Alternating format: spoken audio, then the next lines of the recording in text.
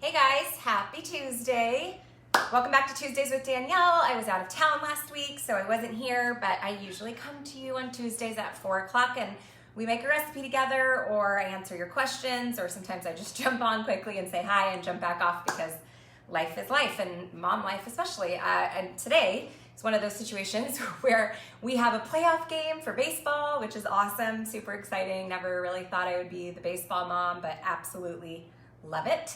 And I'm just loving seeing Asher just so passionate about something and has just put so much work into it. And so they made the playoffs. So game is at 5, and I wanted to come on and not just ditch you guys completely, but come on just a little bit early. So hopefully some of you guys will start to filter in, even though we're 30 minutes early. And if not, luckily these things live forever on Facebook, and I always put them on my IGTV over on Instagram, so you can always watch it back later.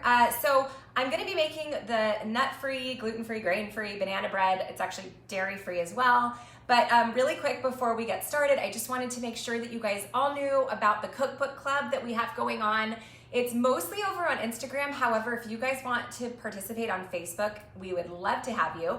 So I came up with this kind of just idea of, as I was seeing you guys posting all of your photos of the food you were making from Eat What You Love, I was like, how fun would it be if we actually all were together and everybody could get together once a week and make one dish from here to bring it to Cookbook Club and share that. And I've also just heard from some of you guys that you have kind of like formed your own cooking and cookbook clubs where you do make recipes of mine and each person makes something else and you all join together and then you get to try like 7 things at once, which is so fun. And so I said, let's just do a virtual cookbook club. So for the entire month of May, if you make something from my book, from this book specifically, take a photo of it and have the book cover in the photo. Post it to your feed, not stories, and do the hashtag Eat What You Love book, and then tag me, Danielle Walker, or Against All Grain on Facebook. And I'm kind of just compiling them, and I'm sharing some of my favorites over on my Instagram feed every week. And then I'm picking 3 grand prize winners who actually get to win. I'll just pull this in, even though it's a little hot, who get to win this incredible stove pot, and then one of my favorite chef's knives, and then of course signed copies of my books. So you still have a couple of weeks. So head over to my Instagram to find out the rules. I don't want to spend too much more time. Let's get cooking, but I just wanted to tell you guys, it's just a really fun way that we're all getting to kind of participate together, and it's been really fun for everybody to watch and see what other people are making and get inspired to try something that they might not have tried while they were flipping through the book. And then people are kind of sharing their feedback too, like a real book club. So it's super fun, awesome prizes. Don't miss out. You've got 2 weeks. And last thing before I get to this banana bread, you can make as many dishes from this book as you want for the last 2 weeks. And as long as you post a new photo with a different dish and the book in, you can actually enter in multiple times. So there are some people on Instagram who are doing amazing, who have already made like 12 different dishes and have been posting them on their feed, and that's awesome. So their odds are much higher. We will be choosing at random, but yeah, the more that you cook and the more that you post, better your chances are. So I am making treats for staff meeting at school, something that I get to do every couple of weeks to provide for the teachers, and it's really fun for me, and then it's just really fun to be able to bless them in that way. So I'm doing banana bread.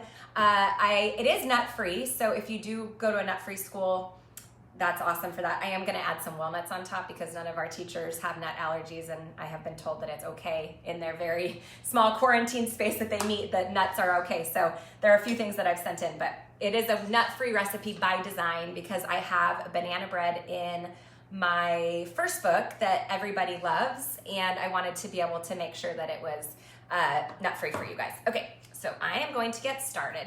So I'm doing palm shortening, and I'm doubling this recipe. So if you're gonna follow along in the book, just make sure that you go by the amounts, but I've got a 1/2 cup of palm shortening. Make sure that you get this from a sustainable source. I like to do Tropical Traditions. They have farms that they use that have been running for years and years and years, like decades. And they're just a really sweet family-owned business, so I love supporting them. You could do ghee in this as well. You could do coconut oil. It'll change the texture of the bread a bit. It'll make it a little bit more oily, kind of greasy, but still will work. So you kind of can choose your fat for this one. Butter, of course, tastes amazing. If you could do that, that would just be an even swap out. I just added honey, so depending on the ripeness of your bananas, you can choose how much to sweeten this. It doesn't need a lot, so you could totally cut down if you want. I am providing treats for teachers who don't always eat in the way that I do, and so I'm actually adding a little extra sweetener so that it kind of is up to par with some of the treats that they're probably used to.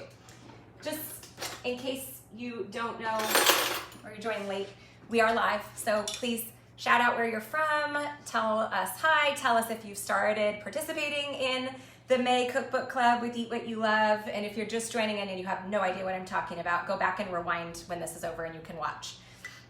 And then I'm making grain-free, nut-free banana bread. But shout out your questions. We're live, so I'm happy to answer anything that you need me to as I'm making this. We have a lot of people saying they're so excited you're making this. Oh, good. Because they have ripe bananas on their counter and Perfect. have no idea what to do with them. Well, that's great. So now they're feeling inspired. We very rarely have ripe bananas. Honestly, if I'm gonna make banana bread, I have to like stow bananas away because my children go through so many bananas a day, and then I actually go through a couple a day because I always make my shakes. And if you don't want to make banana bread, you can always peel the bananas first and put them in the freezer for really great shakes. Definitely peel them first. Okay, so in here I have my fat, my sweetener, and I'm gonna add all my eggs, and then we're gonna cream all that together. It's gonna take me a minute because I've got to crack 12 eggs, which I should have done before we joined live with you guys, just so you didn't have to sit and watch me, but it's all right. We're gonna get there. So ask some questions. And then otherwise I can talk. I can always talk if you don't have any questions. We have a lot of people shouting out where they're from. Oh, great. That one's not going. There we go. Well, I'll keep talking about the Cookbook Club because it's so fun. So it was an idea, and actually I would love if you guys that are participating, it ends June 1st, but I was thinking about potentially doing another one with maybe one of my other books. If we did the next one, I think I would probably do celebrations because we have Father's Day coming up and 4th of July, all of which there are incredible chapters for in celebrations. So just really, really great food to be making kind of all summer long. But otherwise, I thought it would be kind of fun. For this month, we're just doing like the whole book. But I thought it could be fun to kind of work our way through the chapters like you would in a real book club. So if anything, maybe we'll continue it. We'll get some new prizes and we'll start again in June or July, and we'll work our way, like we'll do breakfast first, or we'll do the freezer chapter. Maybe when the new year or when the new school year starts, we can do a book club where it's like school lunches and you guys can use the recipes from the lunch chapter and post your lunch boxes. That could be fun too. Laura from Facebook was wondering, when you call for ghee, does that call for it melted or just straight out of the jar? So it depends. Laura's asking when you call for ghee if it's calling for it melted or straight out of the jar. I will always specify my recipes. So in the way that you would read recipes, and this is kind of the same for like if it says sifted or melted, if it reads 1/2 cup ghee, melted, then you would measure the ghee out first, not melted, just straight out of the jar, which should be like room temperature, and then melt it. If it calls for 1/2 cup melted ghee, you would melt it first and then measure it. Hopefully that makes sense. Okay, so I'm gonna cream all this together. I'm doubling this, so it's a lot. We've got 12 eggs. We have 6 tablespoons of honey, raw. Honey is my favorite. Some coconut sugar, and then palm shortening. And I added a little bit of maple sugar, just a couple tablespoons to sweeten it up a little bit more. We have somebody who saw how thick your honey was. Is wondering, is it whipped honey or is that just how it is? That's just the raw honey in its just raw state. I will say, just depending on the weather, sometimes it comes to us thicker than others, but it's not whipped, although it looks like it. It's just this delicious, thick, raw honey. It's my favorite. But a regular, like this kind of honey will totally work too in this. Okay.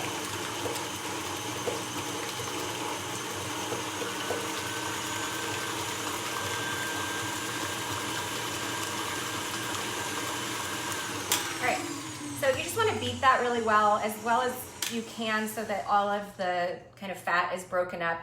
It'll continue to incorporate once we add our flours, but the air bubbles that you get when you've beat something like this also help the loaf be a little bit more airy and kind of rise a little higher, which with grain-free baked goods, sometimes that's a little difficult. So I've got coconut flour, arrowroot.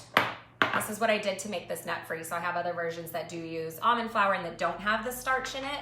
But my combo kind of here is coconut flour and arrowroot, and then I've got some baking powder and baking soda, and then sea salt. So we have somebody on Instagram that mentioned they are allergic to bananas. Huh.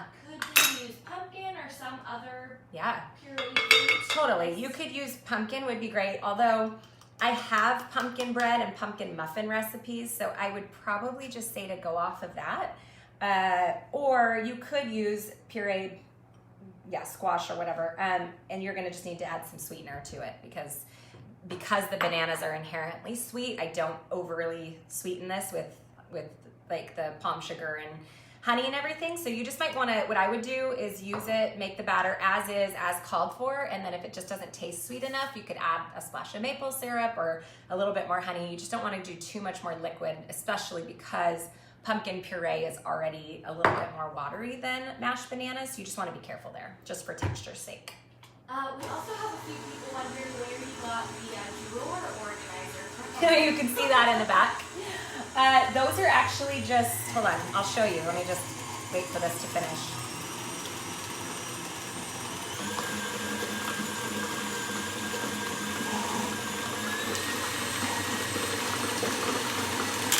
Okay, I turned that up pretty high because my eggs were really cold, so it made my palm shortening or your fat kind of get a little bit, I don't know, what's the word I was gonna use? Anyways, it got a little chunky. And so I wanted to turn it up, my mixer, just to kind of continue to blend that in. I'm actually gonna let this sit for a quick second just so that the coconut flour can start to absorb some of that liquid. Then I'll add our bananas, and then that's it. And I'm gonna put it into our loaf pans while I let that sit. I'll show you. These are actually just they're just spring-loaded bamboo dividers. And I can actually link to them afterwards, but they are on my shop page. By the way, if you ever see anything pretty much that I'm using or that I put on my Instagram stories, anything that's in my kitchen, even some of the stuff I wear or use for my kids, it's always on my shop page on my blog. So if you just go to againstallgrain.com/shop, you can pretty much find everything. And I believe these are on there in the home organization section. But they're spring-loaded, so they work for any size drawer, which is nice. And I think we got them at the Container Store or on Amazon, so I'll leave a link for you afterwards. But they're wonderful. I'm not gonna try to put that back in right now. I'll put that in later. All right, so I've got bananas. I like to pre-mash them, almost like if you were making baby food. I always say like the more brown, black spots on the outside of the peels, the better, because they just get that natural sweetness to them, and then they also just break down a lot better. So if you guys go through bananas like we do, then make sure you stow some away and let them ripen up. Little tip, if you don't have ripe bananas, you can put them in an oven. Don't turn the oven on. I have done that accidentally, just forgotten that they're in there, but they actually ripen a lot faster if they're just in a dark space for a couple of days. Another idea is there is a special chemical because that sounds bad, but I think it is a chemical that is put off by apples that makes things ripen really quickly as well. So if you just need another piece of fruit, an avocado, banana to ripen really quickly, get a brown paper bag, put a few apples in there, and then put whatever that fruit is that you want to ripen more quickly, and it'll be ripened in a day or so. So if you don't have ripe bananas and you really want to make banana bread right now, those are some options for you. So we have a question from Kayla on Instagram. She said, from your Q&A with Ryan in Napa, she said, you guys revealed that Ryan doesn't cook. My husband doesn't either. How do you strike a balance with meal prep so it doesn't feel overwhelming for you? Oh man, does Ryan cook? No, and that's something that I knew early on, so I was willing to take that on, and I enjoy the cooking, and I know he does not, so I don't mind doing it, but he is a master dishwasher. So very organized, stacking the dishwasher. He is always the one that's in the kitchen, after dinner. He doesn't do well at putting food away, so I take care of that. But he washes the dishes, and So that's kind of the way that we just divide and conquer. And then he also is like outside playing with the kids while I'm making dinner, so they're not at my feet. It's just kind of the way we've like divided up our duties, and we both enjoy what we do. So we're gonna stick with it because it's working well.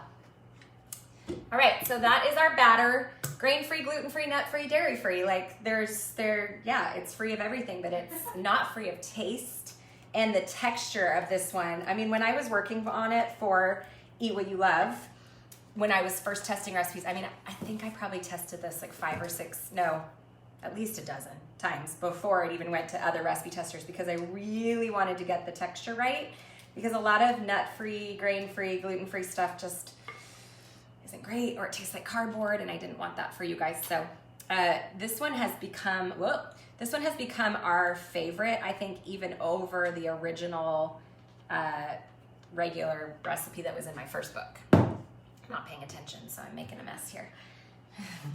So we have someone on Instagram, and she is wondering why room temperature eggs, and is there a quick tip to get them to temperature quickly? Yeah, so I didn't get room temperature eggs, and that's what happened, I'll tell you, is that it makes your fat seize up, not the fat that you use, so palm shortening in my case, and that just makes it hard to blend in, and that's the biggest reason. But room temperature eggs also really help with the texture of the finished product as well. And a quick way to get them room temperature, if you've forgotten to take them out and you want to get started right away, is to fill a bowl of water. Don't have it boiling, but it can be pretty warm. Just put the eggs in there in the warm water for a minute or two, and it'll bring them to room temperature. All right.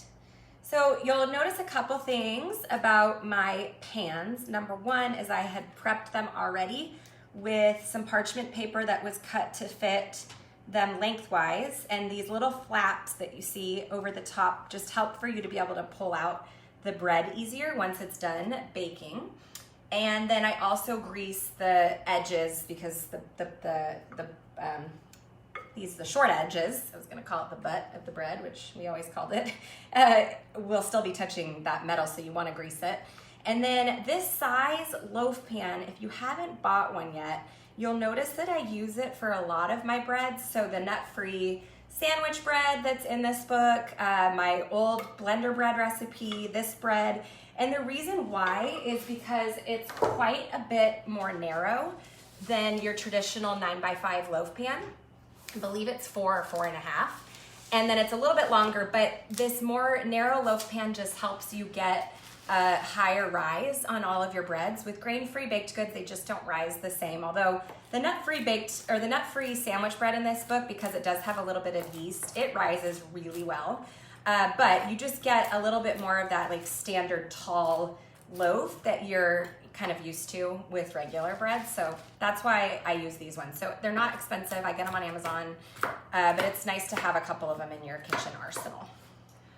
So Sarah on Facebook mentioned that in a lot of your recipes you say to leave the loaf in the pan for about 20 minutes after it comes out of the oven. Why is that? Yeah, so I have you leave it in the pan to cool for a little while. There's a few reasons why. So one of the reasons is that coconut flour, when it comes out of an oven, it takes some time for the liquid to redistribute, or the moisture in the bread to redistribute. And that's also like if you were to dig in to one of these loaves immediately after it's baked, you're gonna have a little bit more of, not soggy, but just the texture is just not the same until it's had a chance to kind of redistribute some of that moisture and to cool down a little bit. And then also it just helps get it out of the pan. So when it cools a bit, it'll kind of start to shrink back up. It'll expand obviously while it's cooking, and so that's just a better way for it to come and release out of the pan. And if you try to get it out of the pan when it's really, really hot, you'll probably end up losing a bit of the bread on the sides. So I am sprinkling this with walnuts and then with some dairy-free, soy-free chocolate chips. They do have some cane sugar in them. If you don't want cane sugar, I suggest either making my homemade chocolate that I have in celebrations, or buying a bar of Hue chocolate is my favorite brand that uses unrefined sugars. You can chop that up into little bite-sized pieces and sprinkle that on top too. Or you can mix this in. I just think it looks really pretty when it's sitting on top when it's done baking. Okay, awesome. Well, that is it. I am gonna put this in the oven and start baking. But before I do, I just wanna remind you guys, I'm not gonna do a giveaway during this live only because we're already doing such an awesome giveaway for being part of the Cookbook Club. So make sure that you go look at the rules, start cooking away, and snap those pictures because you have a chance to win some really, really awesome prizes. Plus, just get to be a chance to like be part of our community and cook your way through Eat What You Love. It's kind of like Julie and Julia style, except for the new age of Instagram and Facebook. So, all right, you guys, wish us luck. Big game tonight for Asher. See you guys next week.